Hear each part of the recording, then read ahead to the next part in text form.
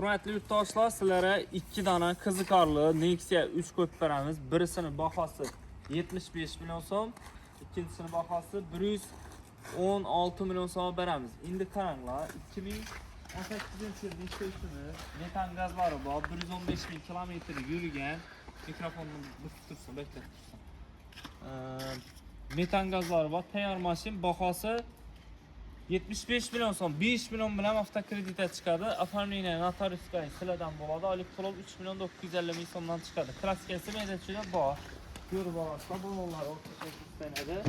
Chexol poliklari bor, ichlari ham akkuratli. Mana. Tayyor azat bilasizlar, Nexia 2 aql nazar qo'rsazlar beramiz.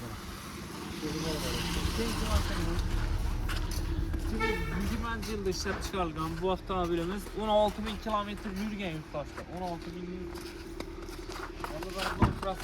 Motorlardan kun ishlamaydi.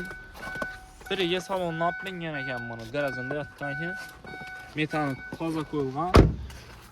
Motorlar umuman ochilmagan. Bahasi buni 116 million so'm beramiz. Kelib eda ko'rib olaverasizlar. Toza mashin bu. İki mashinamiz ham qiziqarli. Kutib qolamiz, like'larni bosib kuzatib boraverasizlar. Rahmat.